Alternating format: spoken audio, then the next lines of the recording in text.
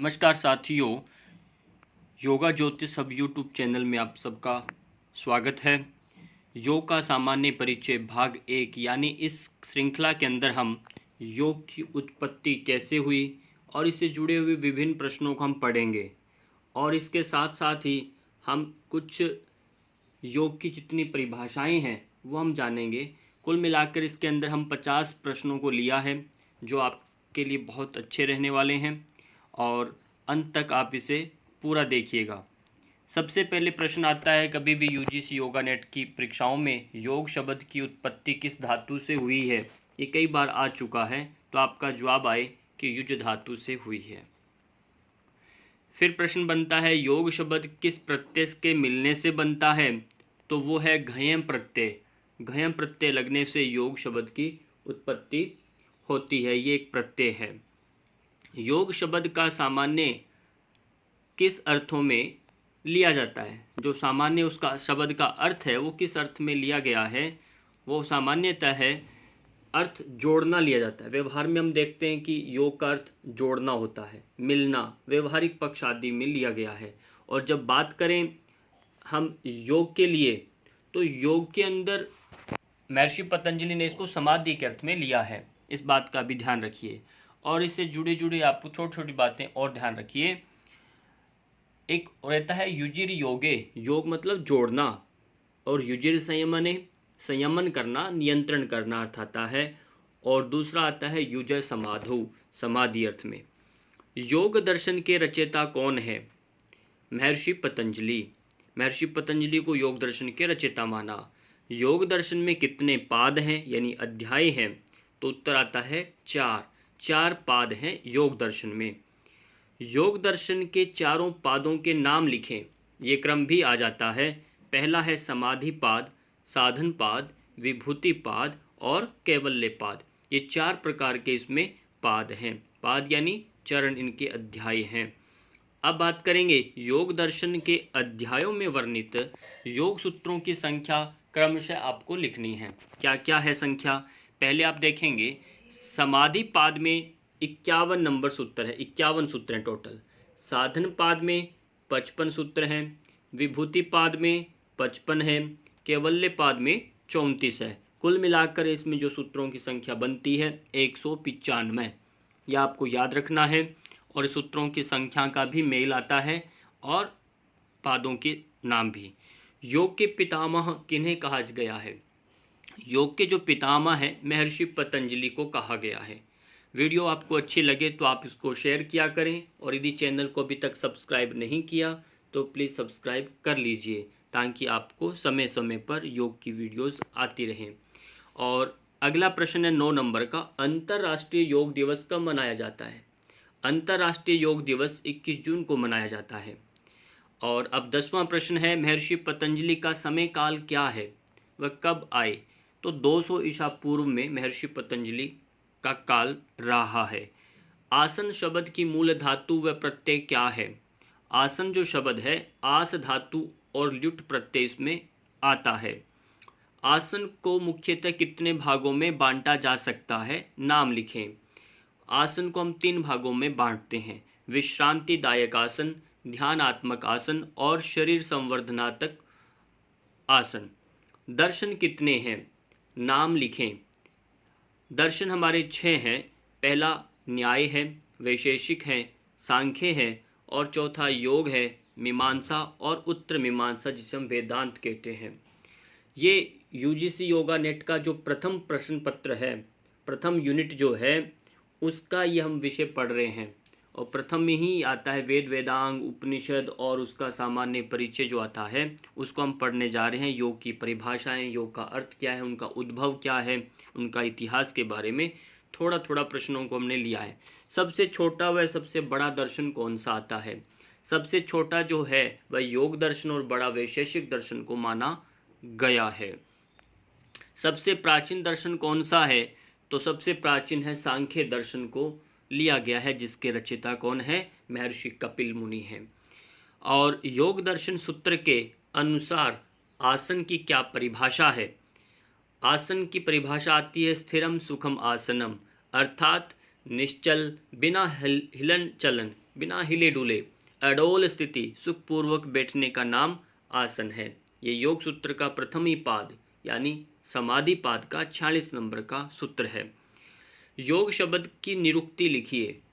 योग शब्द की निरुक्ति की बात करें तो आता है युज्यते अनेन इति योगः, अर्थात जिससे जोड़ा जाए, जिससे जुड़ा जाए वही योग है। इसको आप याद कर लें। आसन का क्या अर्थ है? खाली आसन का अर्थ पूछें तो अर्थ आता है आस उपवेशने में। आस जो धातु है वह बैठने अर्थ में ली गई है, आस उपवेशने। प्रश्न आता है 19 नंबर का, अष्टाध्यायी ग्रंथ के रचयिता कौन है? आप सोचेंगे क्यों? ये इसलिए महर्षि पतंजलि को भी अष्टाध्यायी के रचयिता माना जाता है, परंतु यहाँ पर जो अर्थ दिया गया है, महर्षि पाणिनि को अष्टाध्यायी के रचयिता माना। महर्षि पाणिनि हैं, उनके बाद आए महर्षि पतंजलि, और उनके बाद आए नहीं, उनसे पाणिनि जी के बाद आए महर्षि कात्यायन और फिर महर्षि पतंजलि आए। जो ये तीन हैं क्रम से, तो इनको याद रखना है। महर्षि पाणिनि ईशा से 600 वर्ष पूर्व है, महर्षि कात्यायन मुनि है जो वो ईशा से 400 वर्ष पूर्व माना, और महर्षि पतंजलि का समय ईशा से 200 वर्ष पूर्व माना गया है। तो युज्य समाधौ धातु अष्टाध्यायी के किस गणपाठ से संबंधित है और कौन सी धातु है? अब अष्टाध्यायी आपको नाम समझ में आया। अष्टाध्यायी ग्रंथ है, ये व्याकरण का एक ग्रंथ है और व्याकरण है ये, और ये महर्षि पाणिनि मुनि के द्वारा रचित है, और इसमें 10 गण हैं। 10 यानी अध्याय कहें, गण कहे गए हैं इसमें। तो उनमें 10 गणों में युजय समाधु जो धातु है वो किस पार्ट में आती है, किस गण में आती है? अब देखिए, ये दिवादी गण का एक दिवादी गण के अध्याय में आता है, और ये आत्मनेपदी धातु है। एक प्रश्मयपदी होती है, एक आत्मनेपदी होती है। कुछ एक धातुएं उभयपदी दोनों ही में चलती हैं, तो इस तरह से आत्मनेपदी धातु में आता है। तो ये भी आपको याद रखना है।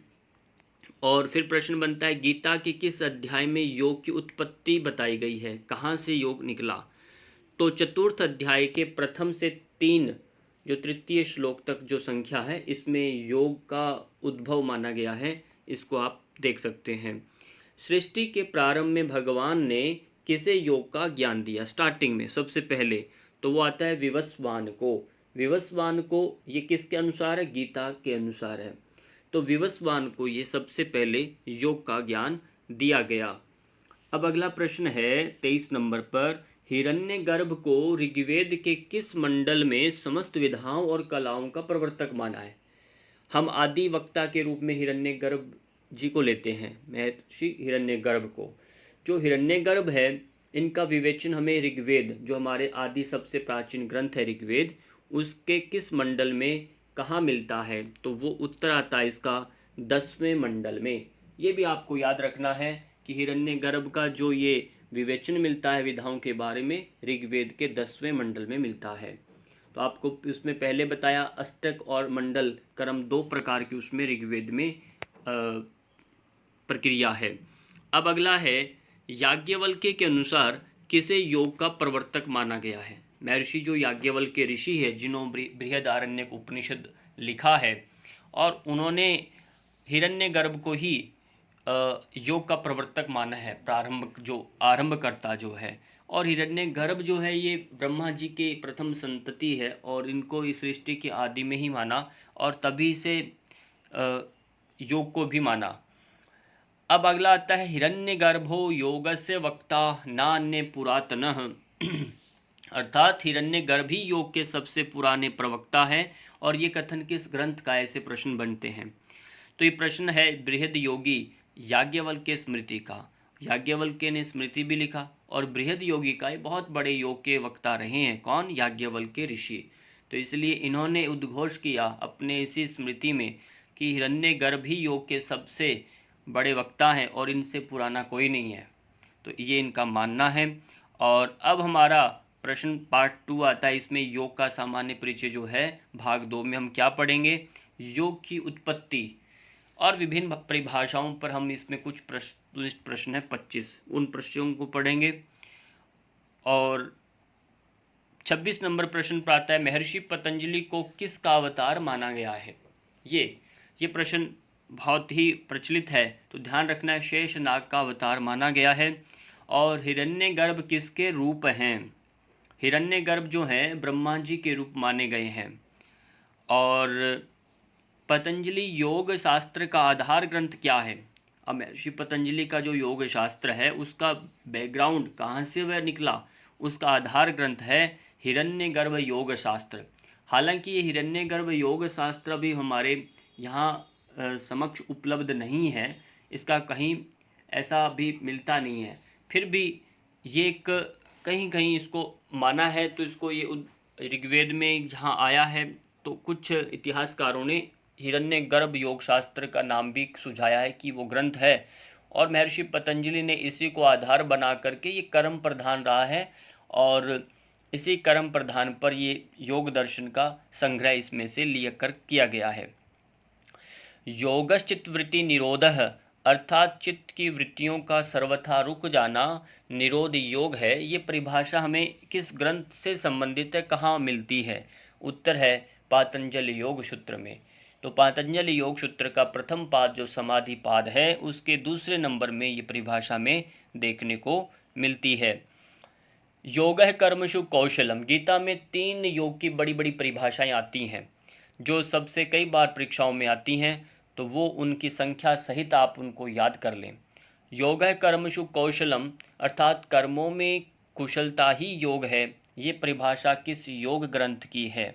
हालांकि ये एक पूरे श्लोक का चतुर्थांश है ये अंतिम, तो बल्कि ये योगस्थ कुरु कर्माणि संगम त्यक्त्वा धनंजय सिद्ध सिद्ध्यो समो भूत्वा समत्वम योग उच्यते, ये एक अलग है। यहाँ आता है बुद्धि युक्तो जहातीये उभय सुकृत दुष्कृते। इस श्लोक के अंदर ये यहाँ पर परिभाषा आपको देखने को मिलती है। यहाँ पर आता है योग है कर्मशु कौशलम। तो ये कहाँ आता है, ये श्रीमद् भगवत गीता का आप द्वितीय अध्याय का 50 नंबर श्लोक देखेंगे, वहाँ ये मिलेगा। अगला है समत्वम योग उच्यते। यही वही आपको बताया योगस्थ कुरु कर्माणि संगम त्यक्त्वा धनंजय। यहाँ ये समत्वम योग उच्यते की परिभाषा आती है जिसमें अर्थ लिखा है समता को ही योग कहा जाता है, ये बताया। अब समता किस तरह से है, और वो है आपका बिल्कुल सिद्धि हो चाहे सिद्धि हो समो भूत्वा, इन दोनों में हर सम विषम परिस्थितियों में आपको सम रहना, ये हमें योग सिखाता है, ये उसे योग कहा गया है। ये समत्व भाव, ये सूत्र संख्या 2017 में यूजीसी परीक्षाएं हुई थी तब आई, फिर आगे 18 में भी आया इनमें प्रश्न, और हर बार श्रीमद् भगवत गीता के इन परिभाषाओं में से प्रश्न आता ही आता है। क्या है कि सारे प्रश्न कठिन नहीं होते, उनमें से कुछ 40% 60% यहाँ तक उसमें सरल प्रश्न होते हैं, कुछ एक 40% उसमें मान के चलें थोड़े से डीप प्रश्न पूछे जाते हैं तो कठिन होते हैं। और जब ये सरलता से उतने अंक तो हम हासिल कर ही लेते हैं, जब आती आगे की उससे संख्या अपने परसेंटेज को क्वेश्चन को ठीक करने की बात, तो वहाँ बहुत बल लगता है। वो ऐसा मोड़ होता है जहाँ 10 अंक लेना बड़ा कठिन हो जाता है। तो ये समत्वम योग उच्यते। फिर एक तीसरा परिभाषा आता है, वो यहाँ इसमें नहीं है, वो आपको मैं बोल के बताता हूँ, आप नोट कर लें। वो 6ठे अध्याय का आप श्लोक संख्या देखेंगे 23 नंबर। गीता के 6ठे अध्याय के 23 नंबर श्लोक में एक और योग की परिभाषा आती है। उसमें आता है तम विद्याद दुख संयोग वियोगम योग संजितमम स निश्चयेन योग वहाँ योक्तव्यो योग निर्विनय चेतसः। यानी जो दुख रूप संसार के संयोग से रहित है। दुख रूप क्या है, यानी पुरुष प्रकृति का संयोग, वो दुख है जो दुख रूप संसार के संयोग से रहित है तथा जिसका नाम योग, उसे हम योग कहते हैं और उसको जानना चाहिए।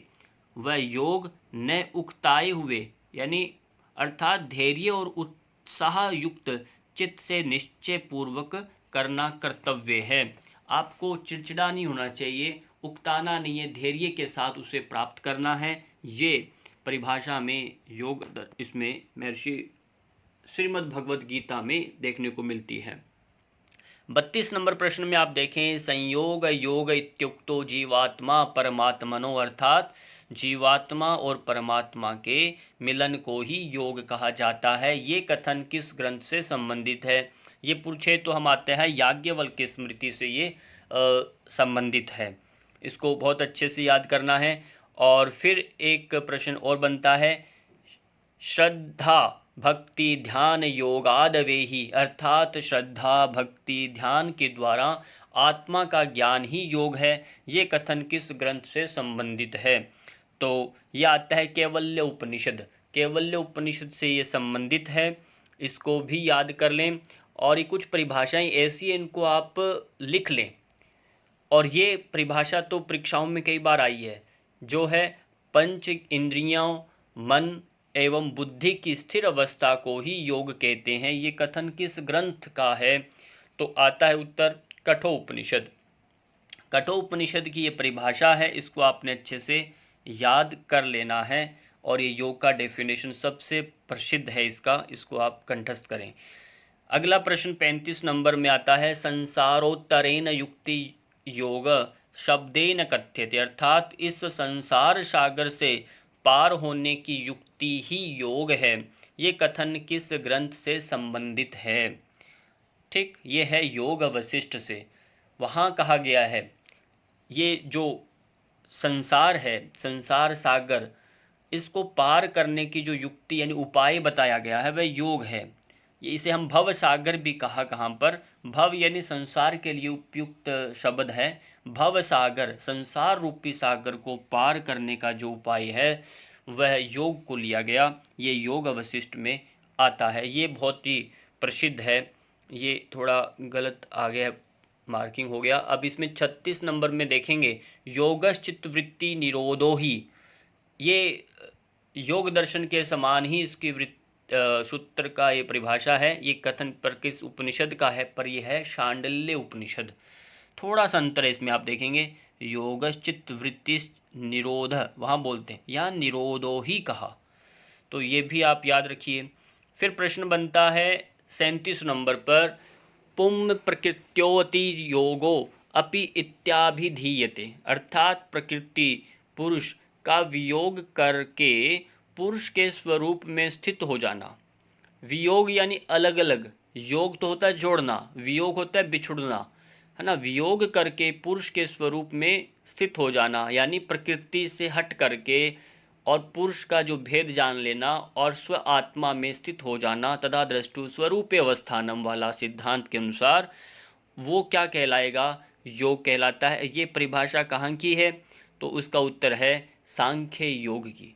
ये बहुत प्रसिद्ध है, इसको भी आपने याद रख लेना है इस परिभाषा को। ये कारिका है एक्चुअल में। अगला है, विष्णु पुराण के अनुसार योग की परिभाषा क्या की गई है? पुराणों में भी कहा है, और ये वेद वेदांग जो प्रश्न आपको आते हैं कई बार, उसमें से आते हैं ये। तो योग संयोग इत्युक्तो जीवात्मा परमात्मनो, और योग और जीवात्मा परमात्मा का संयोग ही योग है, ऐसा उसमें किसमें कहा? विष्णु पुराण के अंदर आता है। फिर आता है जीवात्मा और परमात्मा के अपृथक।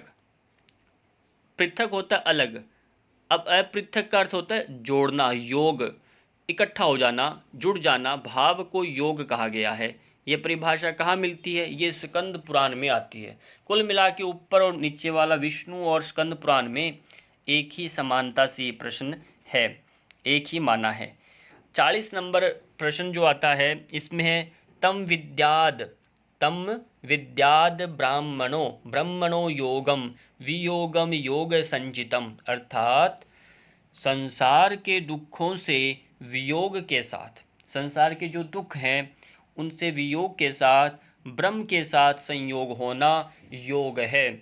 इस योग की परिभाषा, ये जो योग की परिभाषा किस ग्रंथ में मिलती है? महाभारत के वन पर्व में। इसको भी याद रखिए, क्योंकि आपके पाठ्यक्रम में महाभारत और इतिहास, जो महाभारत और ये रामायण का कुछ प्रकरण लगे हुए हैं, एक एक प्रकरण, तो उनमें ये थोड़ा ध्यान रखिए, परिभाषाएं कई बार आ जाती हैं। और जो भी आपका डाउट्स हो, पूछना हो, शंका हो, कमेंट के माध्यम से आप ज़रूर पूछा करें। अच्छा बुरा ज़रूर मुझे रिएक्शन दिया करें। श्रीमद् भगवद गीता ग्रंथ किसके द्वारा लिखा गया? ये ग्रंथ किसके द्वारा लिखा गया है? वह है श्री कृष्ण द्वैपायन। द आधा है वह पूरा द्वैपायन वेद व्यास जी के द्वारा लिखा गया है। ये बहुत ज़रूरी है। श्रीमद् भगवद गीता का भी थोड़ा थोड़ा बेसिक ज्ञान आप ले ही लीजिए, योग के विद्यार्थी हैं, और योग का ये बहुत बड़ा ग्रंथ है। ये गीता महाभारत के किस पर्व से संबंधित है? जब YCB छोटे लेवल के जो टेस्ट होते हैं उन सब में ऐसे प्रश्न आते ही आते हैं, गीता किस महाभारत के किस पर्व से संबंधित है? तो आपको ध्यान रखना भीष्म पर्व से है, भीष्म पर्व से संबंधित है। और महाभारत में जो 18 पर्व है, ये संख्या याद रखिए, 18 पर्वों में भीष्म पर्व में से ये गीता लिया गया है। गीता में कितने अध्याय व श्लोक है टोटल? गीता में 18 अध्याय हैं, 700 श्लोक हैं। ये बहुत ज़रूरी है। गीता के अध्यायों की संख्या, श्लोकों की संख्या आपको याद रखनी है। और 44 नंबर प्रश्न में आता है, श्रीमद् भगवद गीता ग्रंथ में सबसे बड़ा अध्याय कौन सा है? सबसे बड़ा जो अध्याय है वो अंतिम अध्याय, 18वां अध्याय, जो मोक्ष संन्यास योग के नाम से जिसे जाना गया है, ये सबसे बड़ा अध्याय है। और सबसे फिर छोटा अध्याय कौन सा है? तो ये भी आ जाए तो क्या लिखेंगे? सबसे छोटा अध्याय है 12वां अध्याय, और 15वां अध्याय ये भक्ति और पुरुषोत्तम योग के नाम से जाना जाता है। 12वां जो अध्याय है वह भक्ति योग है। ये भी प्रश्न आया, भक्ति योग जो अध्याय है गीता का वह कौन सा है, या 12वां अध्याय गीता का कौन सा? इसलिए जो 18 अध्यायों के भी नाम आपको क्रमशः सीक्वेंस याद कर लेने हैं। और ये प्रश्न अब की बार निश्चित रूप से आएंगे अध्यायों के बीच में से। और पुरुषोत्तम योग है, ये 15वां अध्याय है। इन दोनों में श्लोक समान है और सबसे छोटे अध्याय हैं। श्रीमद् भगवद गीता ग्रंथ का प्रथम श्लोक क्या है? ये भी आता है। प्रथम श्लोक और अंतिम श्लोक पूछे जाते हैं। धर्म क्षेत्रे कुरुक्षेत्रे समवेता युयुत्सव मामकाः पांडवाश्चैव किम कुर्वत संजय। अर्थात धृतराष्ट्र बोलते हैं, हे संजय, धर्म भूमि कुरुक्षेत्र में एकत्रित जब सब हुए हैं युद्ध की इच्छा वाले मेरे और पांडु के पुत्रों ने क्या किया? ये देखो गीता का पहला अध्याय, पहला ही श्लोक। पहला अध्याय पूछे नाम क्या है, तो वो अर्जुन विषाद योग है। अर्जुन विषाद योग, अर्जुन डिप्रेशन में चले जाते हैं। फिर दूसरा सांख्य योग और तीसरा कर्म योग। कर्म योग का ध्यान रखिए, तीसरा अध्याय कर्म योग है, 12वां अध्याय भक्ति योग है। ये सब एक एक करके याद कर लें। 47 नंबर प्रश्न पर आता है, श्रीमद् भगवद गीता ग्रंथ का अंतिम श्लोक क्या है? इसको भी ध्यान दीजिए, अंतिम श्लोक क्या है? वह है, यत्र योगेश्वर कृष्णो यत्र पार्थो धनुर्धर तत्र श्री विजयो भूतिर्ध्रुवा नीतिर्मतिर्मम। अर्थात हे राजन, जहाँ योगेश्वर भगवान श्री कृष्ण है और जहाँ गांडीव धनुषधारी अर्जुन है, वहीं पर श्री विजय विभूति और अचल नीति है, ऐसा मेरा मत है। गीता का 18वां अध्याय और 78। अब ध्यान दीजिए, 18वां अध्याय गीता का सबसे बड़ा अध्याय, और संख्या भी याद कर ले, संख्या भी इसमें 78 है, 78 श्लोकों की संख्या है और सबसे ज़्यादा संख्या यही है। और अंतिम में ये कौन किसको कह रहा है, इस पर बात करते हैं। श्रीमद् भगवद गीता के जो प्रथम श्लोक में कौन किसको बोल रहा है? सबसे पहले वो प्रश्न जो आया था, कौन किसको बोल रहा है, वह है धृतराष्ट्र बोल रहा है। कौन बोल रहा है वहाँ पर? धृतराष्ट्र बोल रहे हैं। और अंतिम श्लोक में कौन किसको बोल रहा है, यहाँ आता है संजय धृतराष्ट्र से बोल रहे हैं। यानी पहला श्लोक धृतराष्ट्र स्वयं जिज्ञासा प्रकट करते हैं और संजय से बोलते हैं, पूछते हैं, बताओ धर्म क्षेत्र कुरुक्षेत्र वहाँ कौन लड़ रहा है, कौन कौन है। और अंतिम में जब धृतराष्ट्र शांत होता है तो प्रश्न करके भूलते हैं, तो कहते हैं कि अब कौन जीत रहा है, किसका विजय हुआ? तो संजय उत्तर देता है धृतराष्ट्र को, यत्र योगेश्वर कृष्णो यत्र पार्थो धनुर्धर तत्र श्री विजयो भूतिर्ध्रुवा नीतिर्मतिर्मम।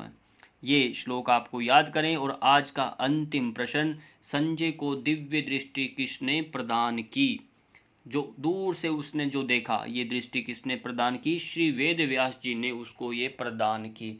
इस तरह से आपको ये 50 प्रश्नों का संक्षिप्त एक हमने श्रृंखला रखा और इसी तरह से हम और आपको प्रश्न देंगे थ्योरी के रूप में, और वो भी आप पढ़ते रहिए। और यूजीसी योगा नेट की जो जो विद्यार्थी तैयारी कर रहे हैं उनको अपने आप इन ग्रुपों में उनको दोस्तों को शेयर करें। और अभी भी विलंब नहीं हुआ, कक्षाएं अभी प्रारंभ हुई हैं, नियमित जुड़ें और अपने ज्ञान को बढ़ाएं।